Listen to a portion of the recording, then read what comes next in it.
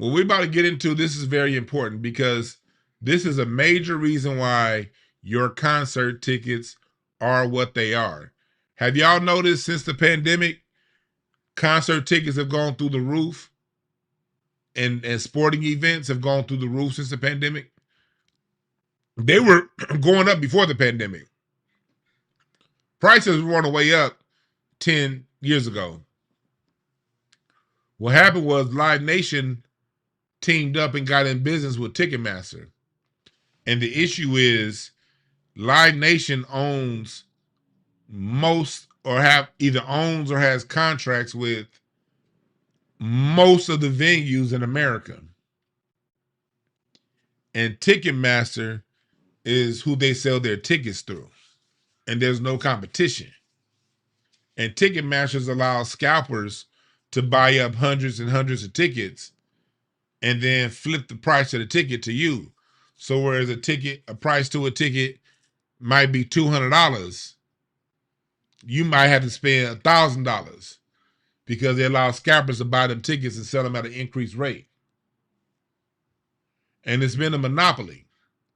And it hurts the consumer and it hurts the artists.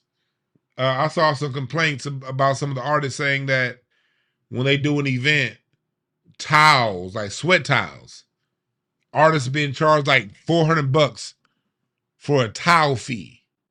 Artists being charged $200, $300 just for water for all the roadies and musicians. And there's a monopoly on this. And with this monopoly, you know, the reason why you see so many people touring these Live Nation, and then on top of that, Live Nation is they're signing artists to these deals and they're advancing their money and making the money almost unrecuperable, where the artist basically has to stay on the road through perpetuity to pay back their advance. Live Nation also controls the ticket price. So say the ticket price is $90 a ticket. Live Nation can say, oh, you know what? We're going to put these tickets on Groupon, or we're going to do half off. Or we're going to now from $90 tickets to $40 a ticket. But that artist is still owe, they still owe what they owe, regardless of what happens to the ticket prices. So artists are being screwed over. Artists are signing to deals with Live Nation and having the tour do perpetuity to pay back these advances, along with these 360 deals that record labels are signing artists to.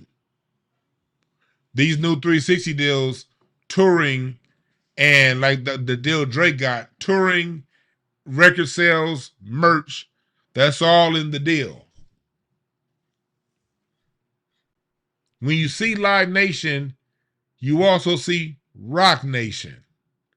Understand this. Roc Nation is Live Nation. Jay-Z don't own shit, people.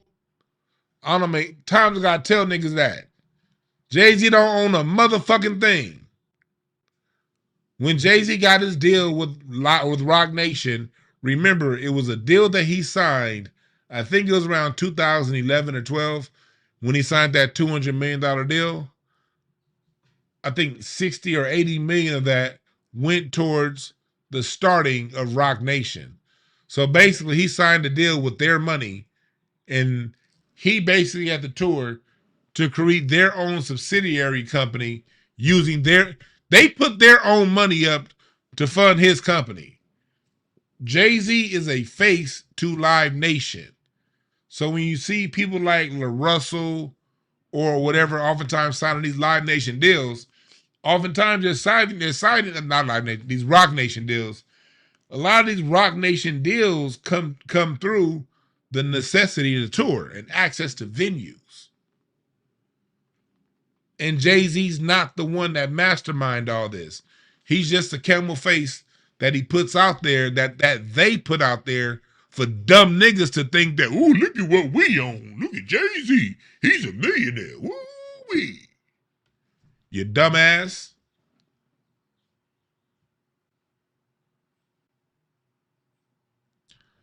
So there's been a lawsuit that's been going on, and the Department of Justice just failed Americans and artists nationwide. Hopefully this settlement gets rejected and redone. But let's look at this. Live Nation agrees to major antitrust settlement with the Justice Department that will open Ticketmaster to rival ticket sellers and force the company to divest of only 13 venues. Mind you, they run most of the venues in America. They only got a divest of 13. The Beverly Hills entertainment giant will cap service fees at 15%. That's nothing, them crazy service fees. 15% is still high.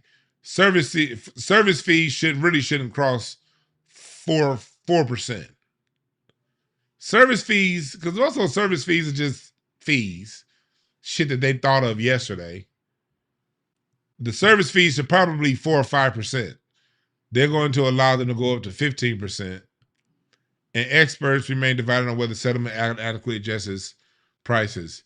Let's break this all the way down. I'm gonna read the article, and then we're gonna talk about it. Live Nation has reached a settlement with the Justice Department in an antitrust case that put the entertainment giant at risk of being separated from Ticketmaster, which is what should have happened. The ticket vendor's settlement offer was announced in a court hearing Monday, less than a week after losing the I read that all wrong. Less than a week after the long-awaited trial began. The pending approval from the court, Live Nation will have to pay $280 million in damages to the suing states and allow competitors to sell tickets on this platform. So basically, Live Nation's platform, where it sells, where they have the control of the venue and the artist, they have to allow other vendors to sell tickets on that platform too. Today marks a major step in improving the concert experience for artists and fans throughout the United States. Michael Rapino, President, Chief Executive Officer of Live Nation, said in a statement. That's who runs, President and Chief Executive. That's who runs Live Nation, not Jay-Z. Roc Nation. Roc Nation is run by Live Nation, and Live Nation is run by Michael Rapino. By giving artists greater flexibility in choosing their promotional partners and ticketing strategy while also keeping the cost of a concert more affordable for fans, we are putting more power where it should be with the artists and fans. You should already know if the people that's being sued are okay with the settlement. That shows you the settlement is bullshit. Let's keep going. The settlement judge, Arun Subramanian, not American. That's not an American last name, so excuse me for not getting it right. He said no one informed him of the tentative deal until late Sunday, even though a term sheet of a possible settlement was signed Thursday. That sounds like some bullshit. So the judge was even caught off guard when it came to the settlement. That sounds like some more backhanded bullshit to me, don't it? It does to me. How does it sound to you? You trust your instinct on that one. Don't listen to me. It says a 12-person jury was seated Tuesday in a Manhattan federal courthouse, and the trial had reached witness testimony by the end of last week. The complaint was filed in 2024 when the federal government, 39 states, including California, and the District of Columbia alleged that Live Nation and Ticketmaster have monopolies in various aspects of live music industry, such as promotion, venue operations, artist management, and ticketing services. This is the original lawsuit right here that we covered on this channel. Oh, that's a Live Nation building over on Santa Monica. That building is over there by the... is that the one in Santa Monica or the one in Beverly Hills? No, that's the one in Beverly Hills. That's the one over off of Santa Monica Boulevard. Okay. Right by downtown Beverly Hills.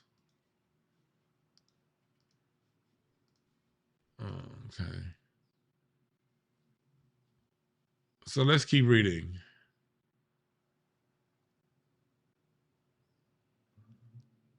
The original lawsuit argued that Live Nation manages more than 400 artists and controls more than 265 venues in North America.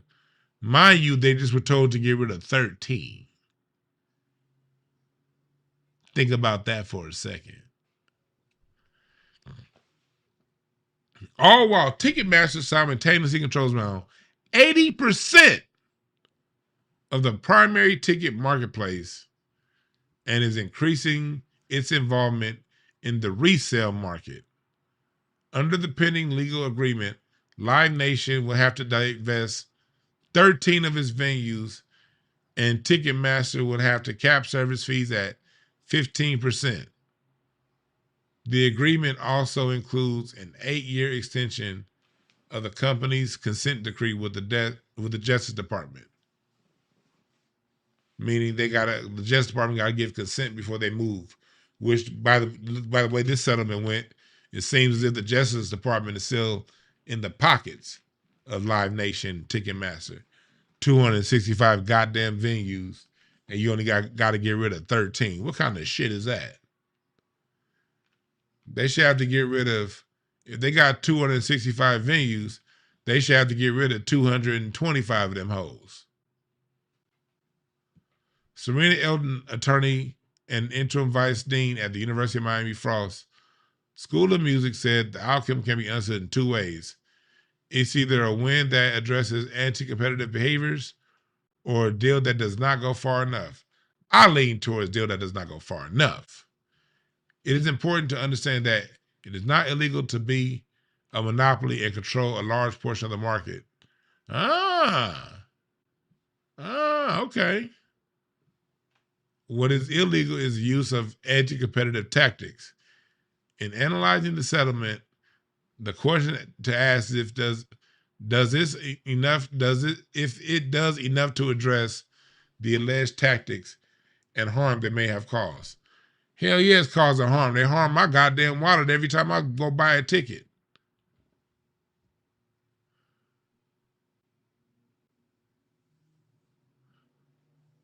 They're basically setting expectations right here.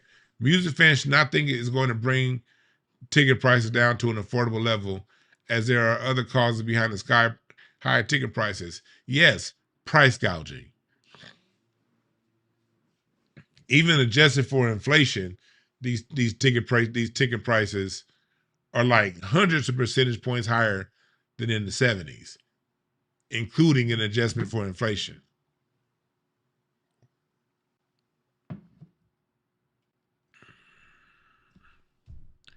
And look at this. Shares of Live Nation ended Monday 10% higher. The fact that shares went up, that shows you that everybody knows that Live Nation and Ticketmaster got off easy. I'm hoping the judge rejects this. And even if they accept it, we as a people got to continue this fight. Artists got to continue this fight. They are price gouging.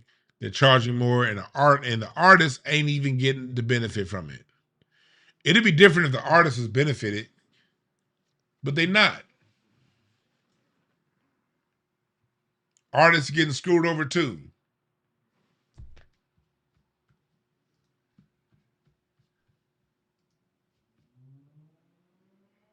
The artist is getting screwed over too.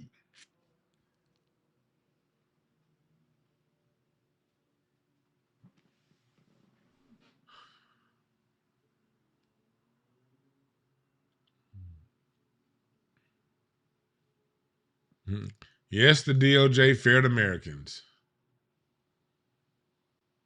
But you could expect that. They ain't shit.